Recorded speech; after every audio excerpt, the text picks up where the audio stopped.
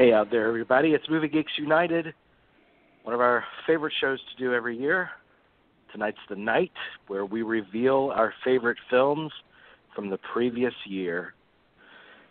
So favorite films of 2017, that's tonight's show. And it's always a packed show of discussion. We're obviously talking about, at the very least, 30 movies. So we should get started right away. Let's waste no time. Yes. Yeah, okay, that's good. I like that plan. Okay. Who wants to go first? So let's spend 15 minutes trying to decide who goes first. Okay. I'll just go first. How's that? I mean, anyone have a problem with that? Or No, go ahead. That's good. All right. Should I just name the movie and give a third grader's interpretation of the film? Does that sound good? All right. We expect nothing less. Number 10, The Shape of Water. I will just go. I just wanted to give Del Toro a shout out this year because I haven't in years past, probably since I guess the last Hellboy movie or whatever. But I just felt this sort of combined everything that I like about him. He sort of, I've come to the conclusion, has picked up where Tim Burton sort of left off as sort of the valedictorian of misfits in cinema. He just seems to understand something about the outsiderness of people and things, and he captures that so beautifully in this movie, a movie that I guess was supposed to be, I know we've talked about it, and the movie may be lifted from another movie, but that wasn't going to stop me. I'm sure plagiarism be damned. I just really liked his take on basically what would have been his Creature from the Black Lagoon. I think there's some very fine performances in it. Sally Hawkins, Richard Jenkins, Michael Shannon's just on fire lately.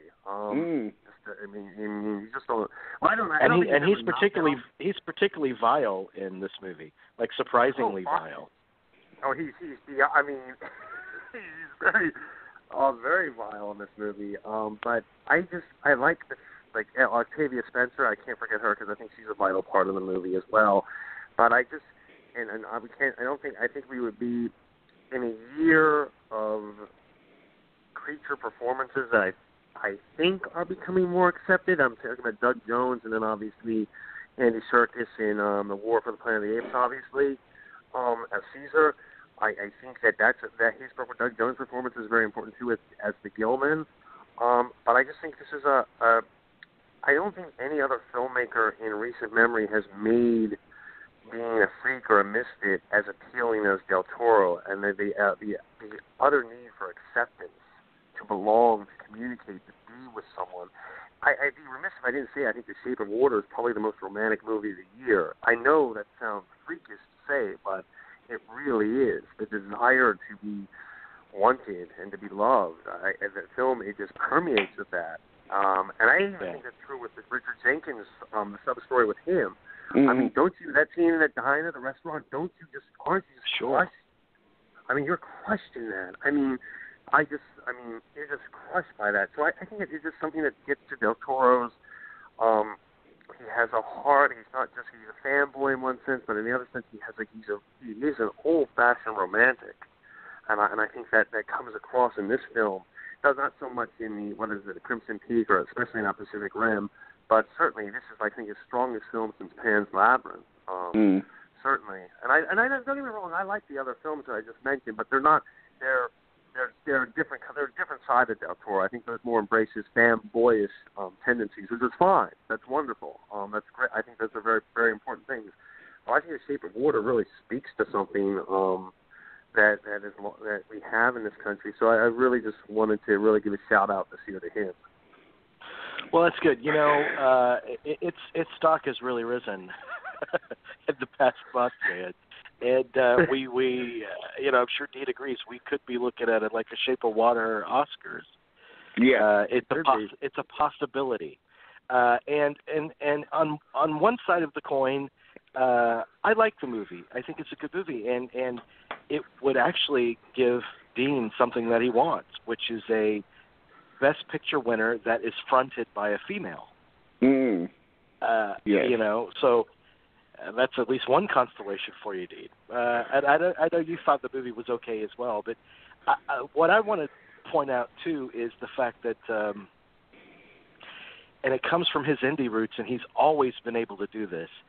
How Del Toro can get every cent on the screen, because Shape of Water is a $19 million movie, I think, and I mean it's got great production value. I mean it really does. It's evocative of a different time in every respect. So I really admire that about the art of it, and Del Toro's art is beyond question. I mean, it has been throughout his career, his imagination and what he can do with it. Mm-hmm. So good on you. I think it'll be a big year for Shape of Water, though, at the Oscars. Oh yeah, well, I mean, it's beautifully made, and it's great to look at and everything, and certainly, I mean, Hawkins and Jenkins are fantastic in it. That one scene that they have together, where she's trying to communicate to him what the monster means to her, and he's like, you're hurting me, and everything. But I love that scene. That was just. It's a beautiful scene. I agree, Dean. That's a great. I think you actually that scene may be the perfect encapsulation of the whole movie. Yeah, that's a really good, really great point on your part. Really good. That's the scene that I think gets people, and I understand it. I understand the appeal of the movie, and I appreciate it. So it's not in my top 25 though. No, that's and Dean, can I say something? I would understand it because there's another movie that we'll talk about later on that I could have even not included this. When you realize you'll see what it is, but there's another. It wasn't originally going to be in my top 10. I did see a lot. When you break down, when you sit, I don't know if you guys are like this, but there actually is a lot of great stuff to pick from. There is. So it really is. So I can understand, Dean, you saying it's not in your top 25. I completely understand that. I get that completely. There were a lot of good movies this year. I agree there were a lot of good movies this year, but I had a hard time filling out a top 10. For me, a top 10 should be these I will have absolutely no reservations about returning to, and they will reap rewards for me upon further viewing.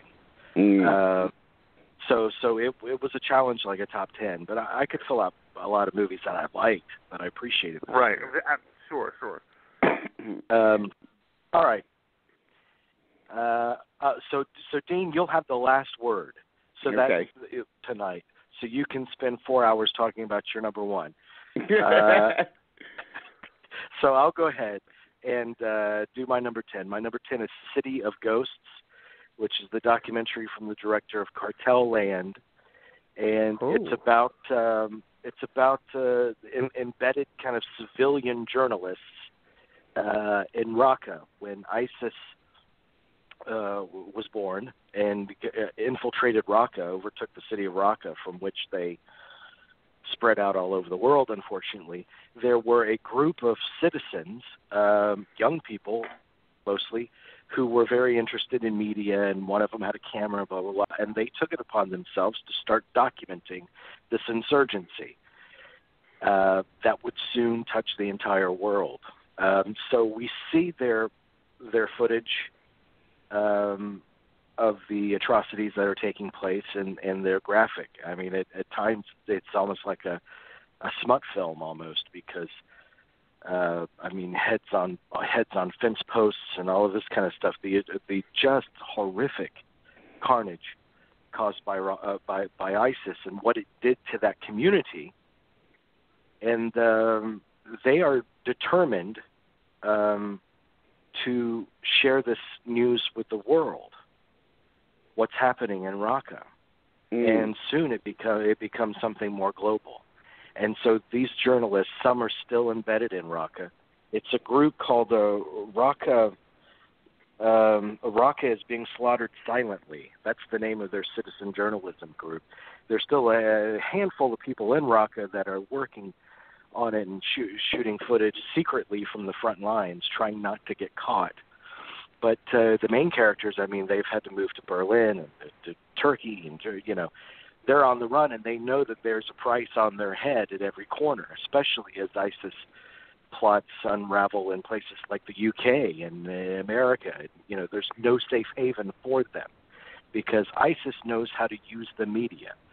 So they're dealing with, these are citizen journalists that are using the media to get the news out, but they're also battling with ISIS not only in terms of around every corner someone could kill them, but in terms of ISIS becoming more media savvy themselves with propaganda and having to combat that.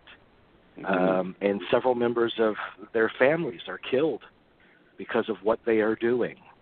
So it's, people are talking a lot about journalism this year, and rightfully so because it's under attack. But I cannot think of a more extreme example of the importance of journalism than what these guys are doing. So that's the value of the film. Another major value of the film is the fact that it allows you to spend time in the company of people from a different ethnicity, from a different part of the world, that all we hear about is people getting slaughtered and the bombs exploding and all this kind of stuff. And you really see that they are not unlike us. I mean, that seems so simplistic to say, but it is so important because it's so easy for that to get lost, that shared humanity. I mean, these journalists, they want to be married, they want to have kids, they do normal things, they laugh together, they have a snowball fight at one point during the movie, and you really do start to feel simpatico with them, and it makes the risks that they're taking, that they are literally not safe anywhere, that's more harrowing. So I thought I think it's an important documentary, a valuable one, and a movie that's filled with humanity and a lot of great information. I mean, if you really want to get a sense of the region and where this started and how it's impacted the character of the region and the people, it's a crucial film, I think. I have to check it out. No, I definitely need to check that out. Okay. My number 10 is kind of the beginning of a trip around the world. I think my top 10 is kind of a, I don't know. I feel like when I go through all the movies, I feel like, wow, the movies really took me around the world this year in a really great way. And the first two movies on my top 10 list do that really well. The first one is number 10 on my list is Columbus, which is the debut movie from Kaganata, the Asian American filmmaker who I guess was more of a YouTube sensation before this film came out, but this is a magnificent looking movie, so meticulously directed, with a sense of space, and the movie is all about inhabiting spaces. It's about a young girl working in living in this town of Columbus, Indiana, which is this mecca for architecture enthusiasts, because it happens to be the place where a lot of 20th century architecture is placed. So the film is filled with beautiful modernist spaces that are just, you just want to eat it up. It's so beautiful to look at. Haley Lou Richardson plays a young woman who strikes up a friendship with a Korean man who is visiting the town because his father is sick in the hospital, and his father is an architect himself, and that's why he's in town to give a talk, and he collapses, and his assistant and lover, Parker Posey, is taking care of him. This friendship that develops between Richardson and John Cho is very very tentative. It's not a romantic relationship. It's a deep friendship, a kinship that develops between them. But what I really love about it is just the look of it. I love that it introduced me to the town of Columbus, Indiana, which I'd never heard of before. I'm a huge architecture nut, specifically this type of architecture. And because of that alone, just because of the look of it and the location of it alone, that was enough for me to put it in the top 10. And I think it's just a wonderful movie. It really, really transports you to this place. It's really, really something else. It's a little slow, I would say, for some people, but for me, I loved every second of it. So the movie is called Columbus, and it's by Kaganada. That's a really ringing endorsement. I really can't wait to watch it. It's a really good movie. And you said he was a YouTube sensation prior to this? I think so. I haven't. That's so weird because this is the opposite of like what you think of from a YouTube. I mean, yes, true. It's very patient. You know, it's very patient. It's kind of static, and it allows you to really enjoy, just like you said, the space that they're contained within. You know, that's interesting. Yeah, it's great. Great movie. Is the movie available on demand by any chance? Or? It is by now. Okay. So good. Okay, because it got like a very limited release. Like, I mean, it was. You don't have to break the law like us, Jerry, if you want to see it. No, I definitely know. I've been wanting to see it because I've been looking for it. And then I read an article. I think we talked about on the show a couple of weeks ago. That it was going to bypass Netflix for a while. He wasn't going to have it go to Netflix immediately. So, which is kind of smart in one sense, because if it gets to Netflix, it will just get lost with all the other movies that they buy. So, you know, that's a big problem with Netflix and even Amazon. Movies just get lost on there. I mean, it would have been nice to see it on a big screen, though. It really would have. Yeah. It would be a great big screen movie for sure. Yeah, I wish I could say that I'd seen it on the big screen. Beautiful photography by Alicia Christian, a female cinematographer. So we need more female cinematographers. But yeah, what a wonderful we might have movie. one nominated this year, which will be good. Yes, with Rachel Morrison. Yeah. Yes. Okay, Jerry, you're number 9. My number 9. Wow, we're already there. Okay, I guess I have 9 coming before 10. Okay, I'm learning something new. This is awesome. Okay. So my number 9 is our fellow Movie Geeks United, our home video guy Adams. I think number 1 of the year, and that would be Brad Status. Is my number 9. I was really kind of blown away by this movie. I didn't know much about it. I didn't even know at the time that Mike White had directed it. So I was kind of really taken by it. I think there's something that needs to be said for Ben Stiller. When he's good, he's very good. And he's very good by in particular. He can use all his nervous tics that can kind of annoy you in the more popular films. But when he uses them in these kind of movies where he's playing that very regretful, very angry, very bitter, middle-aged character who feels like his life is not where it should be, specifically something like Greenberg or even another Noah Baumbach movie, While We're Young, he really comes through. It's not the Night at the Museum Ben Stiller, it's a very different Ben Stiller, and I do appreciate that. And here he's taking his son to a tour of colleges, and he feels like his life has not really amounted to much when he compares it to all of his friends.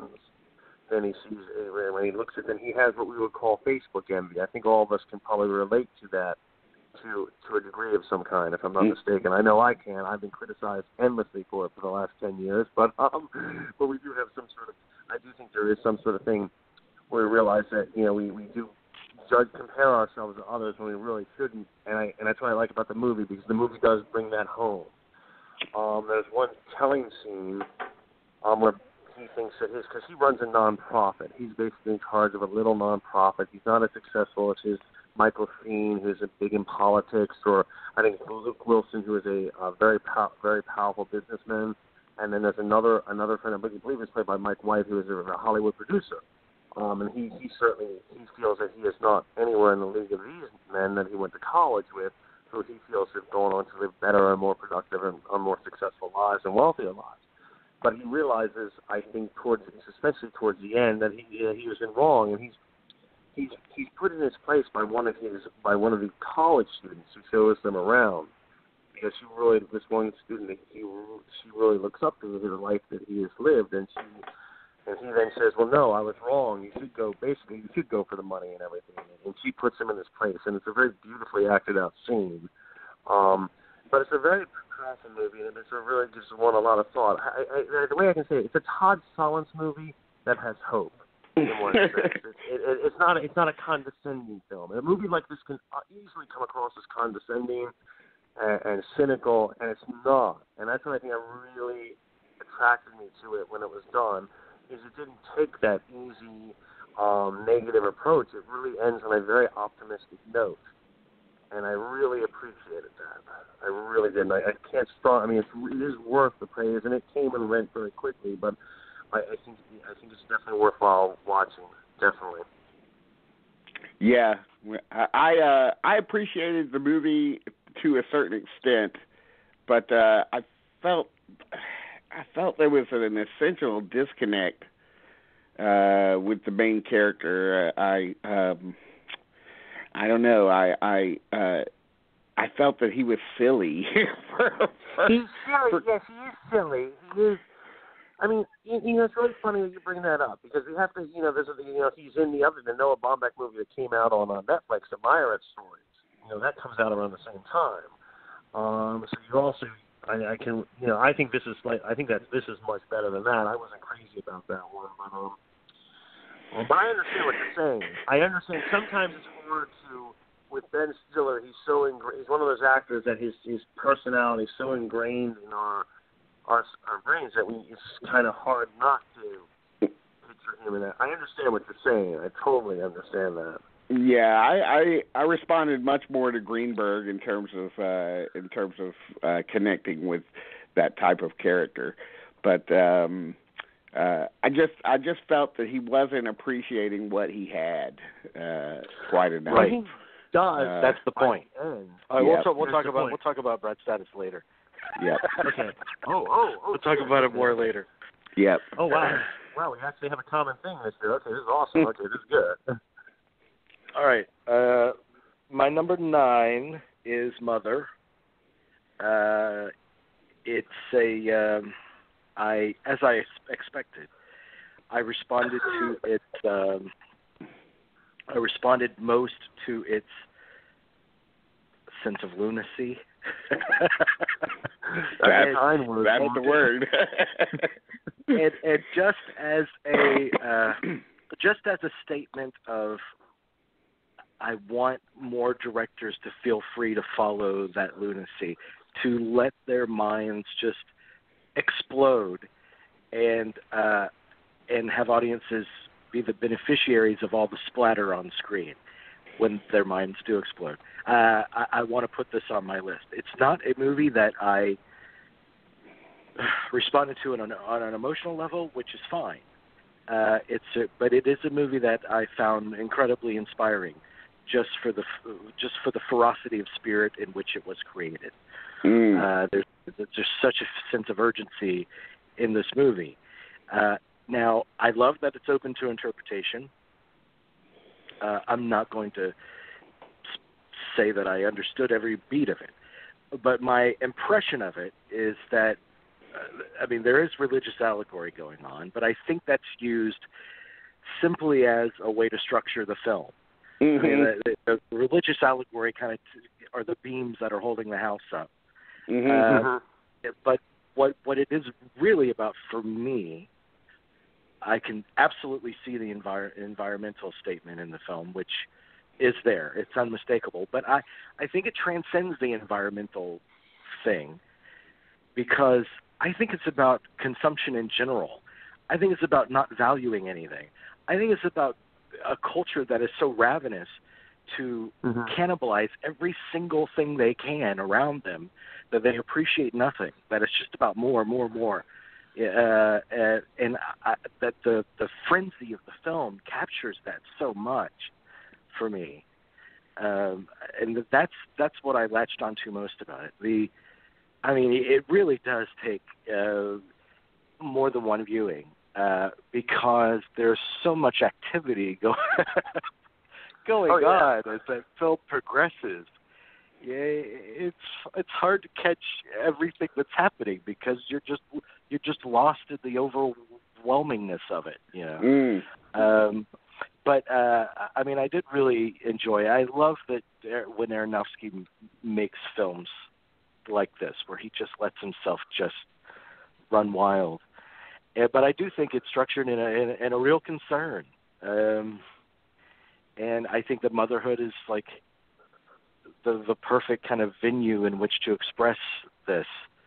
Because what should we value more than mother creating a new life and that carries on life? And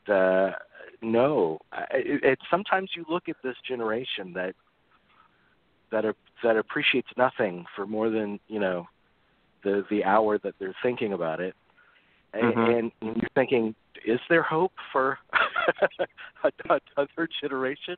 Is there anything permanent here? So that's a great point. I think the movie speaks to that. I will be watching it again because I think I was, it's the fact that I watched it a couple of months ago after everyone was telling me how fucking crazy it was. I think if I did what you guys did, which is go on opening weekend, not really knowing what you're about to see, then it would have overpowered me even more. Because that was it would have key been like, to it. Yeah, it would have been like, what the hell am I watching? It would have felt like, it would have felt more like a discovery. It would have been, and then go watch the William Friedkin Directors Guild interview with him where he spills, where we had that conversation. I use this film and Killing of a Sacred Deer to really defend movies in the last year, and neither one is on my top 10 list, but I appreciate them because of the daringness of them, especially Mother. And I have to say something about Mother. Where you say you want to go revisit it, it's like Requiem for a Dream for me. I love both movies. I don't think I could sit through both of them ever again. I can understand that. No, but Mother, I think there are the second half of the movie, I am cringing. Not because I'm really admiring the technique, obviously. Aronofsky and another year, remember Black Swan was my favorite movie of that year. But here, I'm just cringing too much. And that's good. I should be. A filmmaker like that should make me cringe in a good way, creatively. But it's just, the second half of the movie is too uncomfortable for me to sit through again. It's rough. The second half is particularly a rough watch. It's a great movie, though. I don't dispute that. It's definitely an awesome film. It's something that we talk about sometimes on the show, how movies are dying. No. When a movie like this comes out, you are fully aware that someone is paying attention. Someone is doing. But I think it's a power of the movie. I think testament to the director is that he's made two movies that, while I find brilliant, I don't think I can sit through again. So that's just me. But yeah, and if you ever want to see Kristen Wiig shoot people in the head, I mean, this is the movie for you as well. That just gives you a sense. I mean, just right down to that, you're like, what the hell is Kristen Wiig doing? And it's part and parcel for the fever of the entire movie. See, with Requiem for a Dream, that's such a descent into hell. That it's a major kind of downer for me. I was more exhilarated by Mother. I could watch it and giggle at how far he was taking this. As awful as the stuff on screen might have been. I think it has big laughs in it. Especially in the first half. Yeah, but that track that you were talking about with celebrity, with artists. And what it says about the creation of art and how difficult it is to live with an artist and all of that kind of stuff. I think that goes right into the consumption thing, like how that's just yet another thing that we consume and spit out.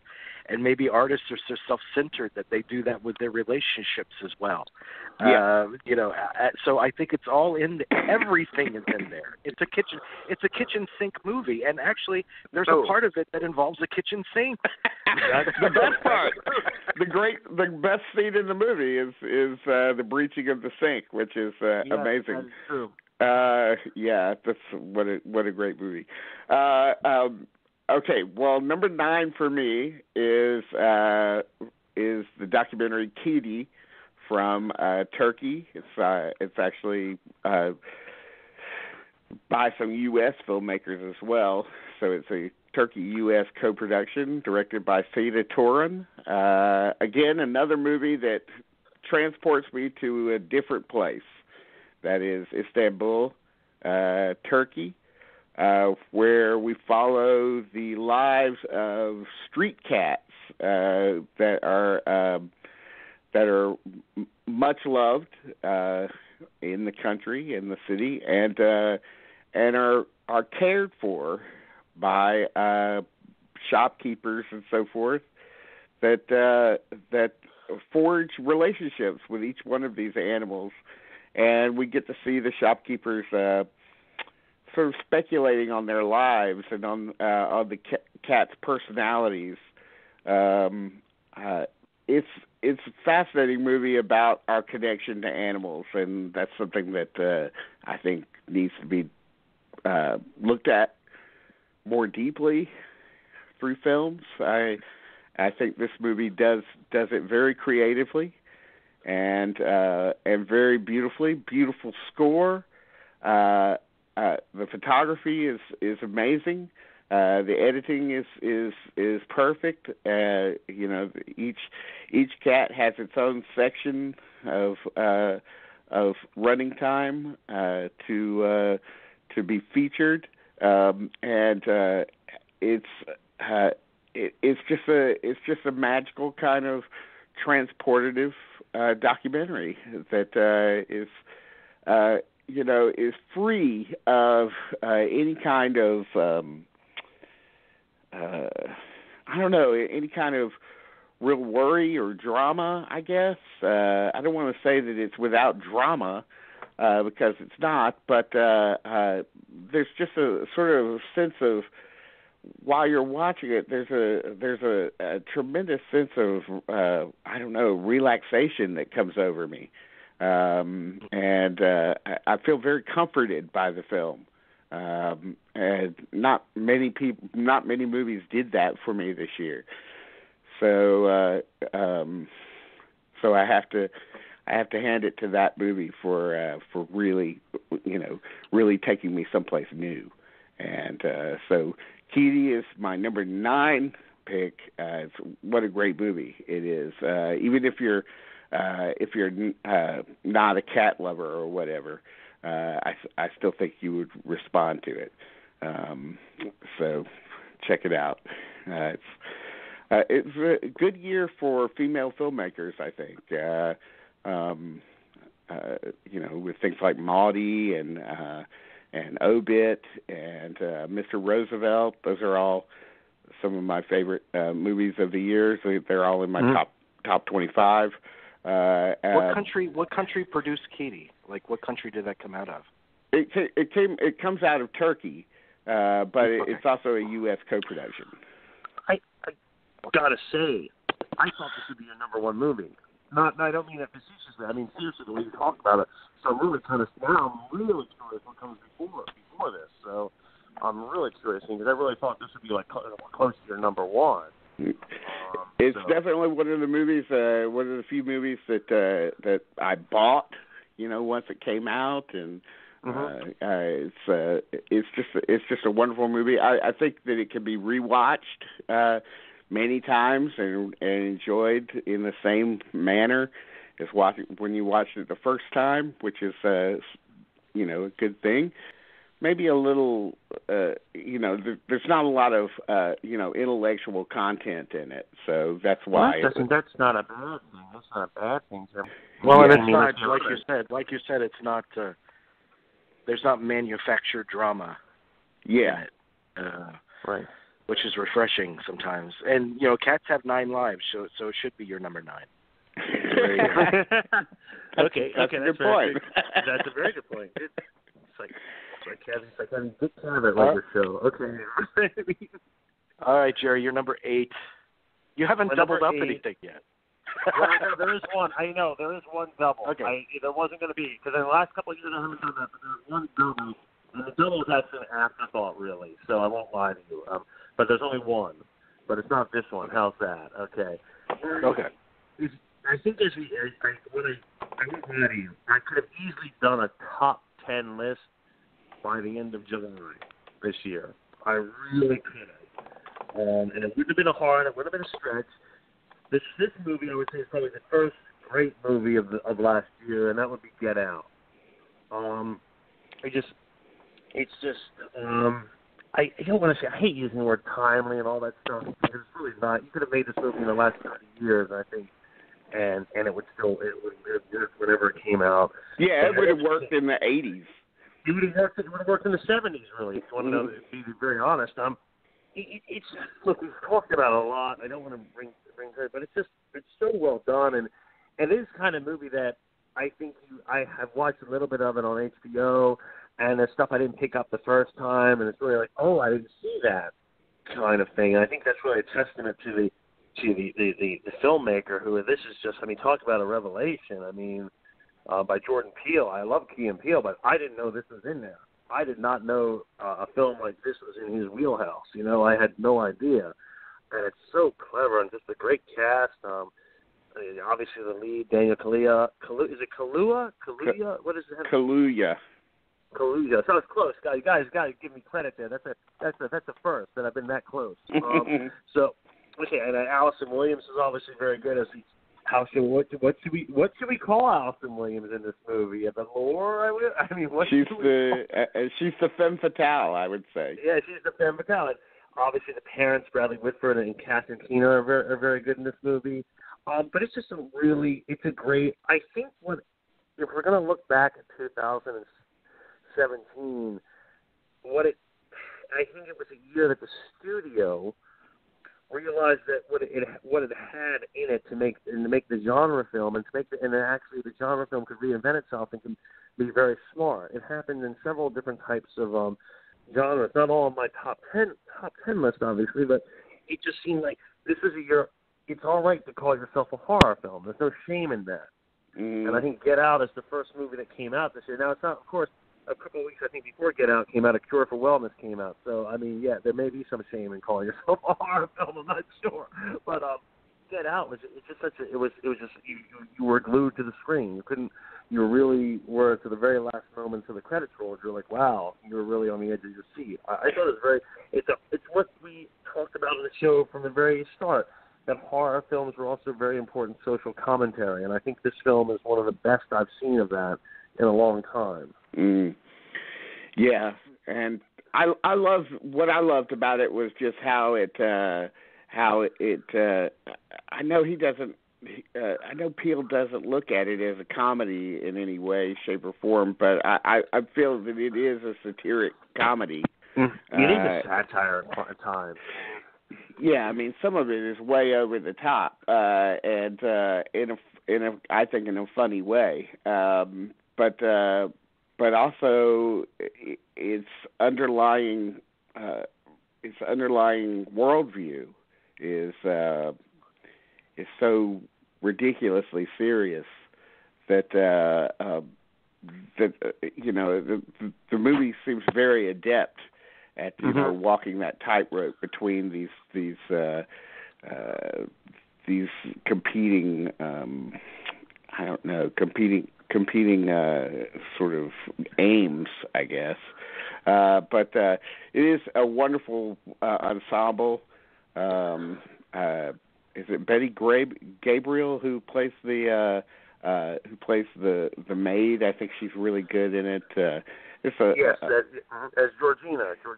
Yeah, and Lakeith Stanfield is as the guy that Daniel Kaluuya sees in the crowd and tries to tell him to get out. Yes, yeah. That's it's a great movie. I do feel like it falls down a little bit in its third act with some little plot holes that I feel are when I didn't notice them the first time around, but second time around I'm like, hey, wait a minute, what's she doing leaving those photographs out? And once he discovers the photographs, he knows that she's not on his side, but he still goes down into the room and expects her to find the keys in her purse and everything. I think there's a little bit of shaky ground in there, but that doesn't mean that I don't appreciate the movie, and it's definitely in my top 20. And what I really love about it is that audiences really responded to it. They made it into a huge, massive hit, and I love that a movie like this can be a big hit these days. Yeah, so I mean, it's the kind of movie. What I liked about the movie, I think, and maybe this is just because I'm just taking a really personal thing, is the kind of movie I could talk with my coworkers about. And we had a really fun time just analyzing it, talking what things that we picked up, things that we didn't pick up. And I won't lie to you, that's probably one of my favorite things about the movie is talking about it with people at work who I really value their opinions about things, not just movies but other things. But that to me really was a nice change of pace from previous jobs I've had. Yeah, I won't lie to you, that's one of the things I really enjoyed about the movie, to be honest with you.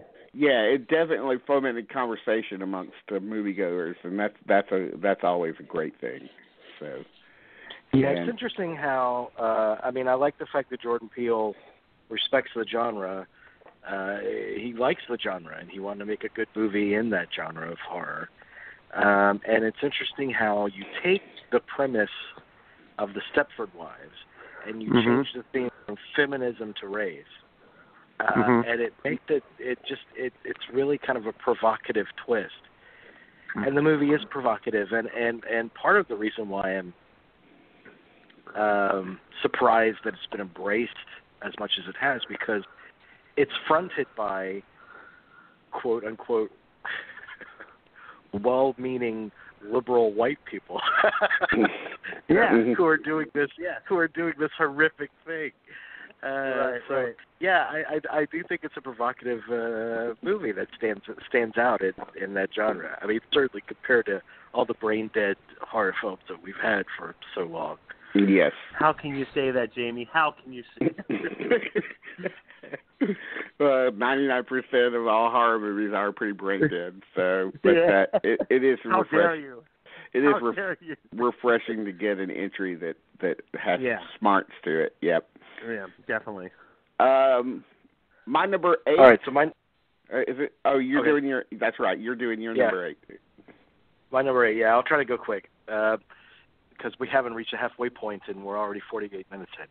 Yeah. Okay, my number 8 is the one that started really highly acclaimed when it came out, and I think it suffered the most backlash out of anything, and it's kind of mystifying to me. The PC police have their claws out for this movie, and that's 3 Billboards. And man, I mean, when you have a big editorial that gets so much play on the New York Times talking about how offensive and mystifying this movie is, like the characters don't make any sense, the motivations and where they go, and if you remember, I mean, everybody was glowing about this movie, and then the PC people started to come down on it, and they said, no, this is really offensive, this movie. So I still don't get it. I don't. Wait, what's offensive? Wait, what's offensive about it? Wait a minute, I'm lost now. Well, I think that the PC so many police up there. they don't like the fact that the movie lets Sam Rockwell off the hook for his past crimes, which include but doesn't he pay a horrific price, though? He pays a horrific price, though, in the movie. He does. I mean, he almost gets burned alive. Yeah, I mean, wait a second. Are we oh, wow. I mean, I like the movie a lot. Well, he doesn't get, a big complaint about it is that he doesn't get arrested. There's two other complaints about it, that they only talk about him beating a black person. They don't show it, which there aren't flashbacks in the movie. Like, all of a sudden they're going to come up with a flashback just to appease this PC audience to show him. And what does that do if it shows him beating? I don't understand what the addition of showing him beating up black people would be. Beating the printer, the kid, the advertising guy, to a pulp and throwing him out a window. Another complaint is that he faced no ramifications for that. He was not arrested for that on the spot. And I'm like, well, is this a fantasy? I mean, how many times have we seen officers not face the consequences for beating people? Exactly. Exactly. So, but I don't. Okay. But I think the main complaint is that he doesn't have a comeuppance. Like, everybody just doesn't say, you're a racist, you deserve to go to hell, and we're going to forget completely about you. But I personally think that's the strength of the movie. And I'd say these same liberal audiences, when they talk about people that bomb us, that plan terrorist attacks, and they're saying, well, you don't understand. You don't understand where this behavior comes from. We have to understand what endears this behavior in them before we can combat it. Those same audiences are like, well, we don't need to understand Sam Rockwell. He just needs to be thrown away and throw away the key. It's hypocrisy. And I don't understand. Okay, I get it. And the responsibility of a good dramatist, which is what Martin McDonagh is to delve behind the reasons for his racism, the reasons that he is just a complete fuck up who is dead. He just feels dead to the world. He has no value in the world. His life is a dead end. All he has to hang on to is his hate. But then again, all that Frances McDormand has to hang on to is her rage and her hate. And I think that the most moving moments of the film are the moments when humanity peeks out underneath that shield, that shield of armor, in both Frances McDormand's and Sam Rockwell's characters. She's not throwing people are like, why is she saying the police didn't do enough, or why aren't the police doing more?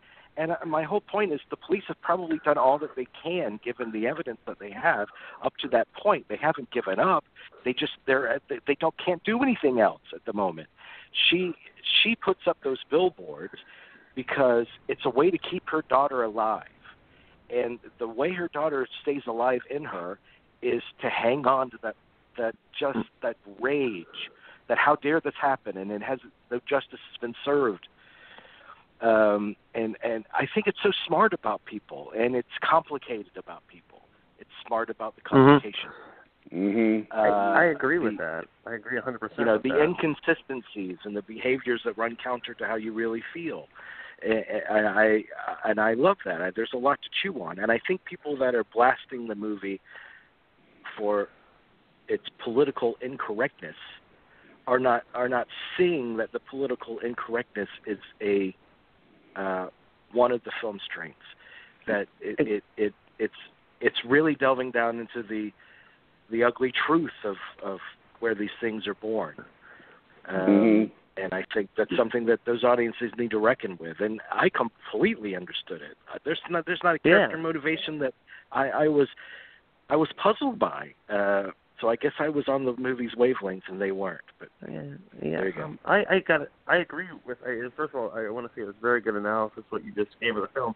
I am beginning to wonder if American movie audiences, whether they're sci-fi fans or PC, whatever, are American movie fans just incredibly immature or short-sighted? Because the things that you gave of the criticism of this movie, could be interchangeable with the criticisms of The Last Jedi in many ways. I mean, what people got to understand, it's not, the filmmaker has a vision when he comes in and wants to make the movie.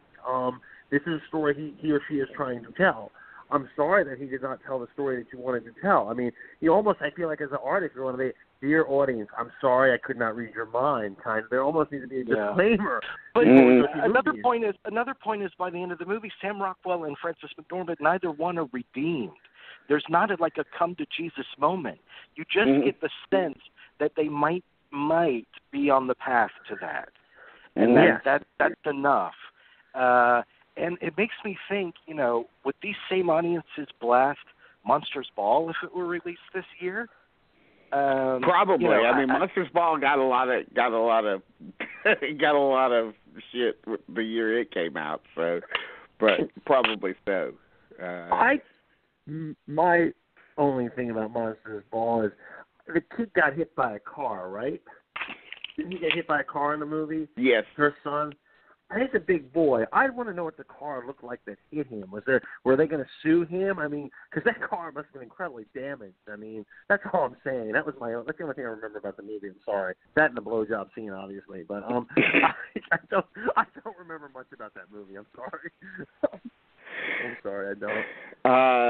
Well, I love Three Billboards. I had problems with some of its screenwriting, but while I was watching it, I really dug it, and I love the entire ensemble, and I have problems going back to it because to me the fact that. Well, I really had problems with just the fact that there are no consequences for Frances McDormand and what she does with the firebombing and the sending a drill through the thumb of a dentist. There's no blowback on any of that stuff, and I just thought that they could have included. They could have fleshed out the screenplay a little bit more to address some of that stuff, which I thought kind of takes me out of the reality of the situation. So, but I liked it. I liked it.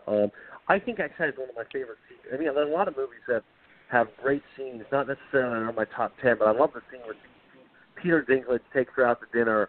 And John Hawkes is in there, and I just thought that whole scene was just brilliant. That was a great scene. And of course, the wonderful scene with McDormand and Woody Harrelson, where he coughs up blood in her face, and she embraces him. That was magnificent. Yeah. And I love that wonderful scene, too, with the deer coming in to sort of convene with her as kind of a sort of a spiritual representation of her daughter. I thought that was brilliant, too. So I love the movie. It's a great movie. All right, Dean, your number 8. My number 8 is another film written by Mike White. This one is directed by the Mexican director Miguel Arteta, and it's called Beatrice at Dinner. I thought that this movie really captures the moment that we're in, the odd moment that we're in with Trump as president. And in this film, she plays a holistic kind of healer. That is Salma Hayek, who's fantastic in the lead. She plays a holistic healer who is caught stranded at the house of one of her clients, one of her very wealthy clients, and she's asked to stay for dinner. And at the dinner, we get visited by John Lithgow, who plays a millionaire, maybe a billionaire, with questionable morals. And over the course of the dinner, Salma Hayek's character, Beatrice, sees what we're faced with, what humanity is faced with having to overcome, which is this unbelievably uncaring, wealthy class that is incredibly treats her quite badly. I think even the people who are her friends, I think, look down on her, and I really responded to the lead performance and of course John Lithgow, who I think is fantastic in it. But it has one of the starkest endings of any movie this year. I don't want to give away the ending, but it is a surprise, and I understand it too. I understand the sort of sense of self-destruction that you feel like sometimes when you look at how horrible the world is and how insurmountable the problems seem to be, there is a sense of like, geez, I just want to get away from all of this. I really have a real heartfelt connection to Salma Hayek's performance in it. She has a great scene where she sings a song to the collected people, and they're kind of being very patronizing to her, really all throughout the movie, and very much so. It makes you sick. It makes you sick because she's such a sweet character, and gosh, I just thought it was a really, really great screenplay, and I think it's difficult to attack what we're going through now in terms of a narrative, but I think this movie did it quite successfully. So Beatrice at Dinner is my number 8 movie. I think you really, in all seriousness, we briefly talked about, both of us, we've all talked about this movie on the show earlier when it came out, and I think you were picking it, and your description of it's perfect. Really captured everything that's really quintessential about the movie. I could so much so that I can see the comment on YouTube from our the person who describes himself as ethno-nationalist just ripping us to shreds over this. And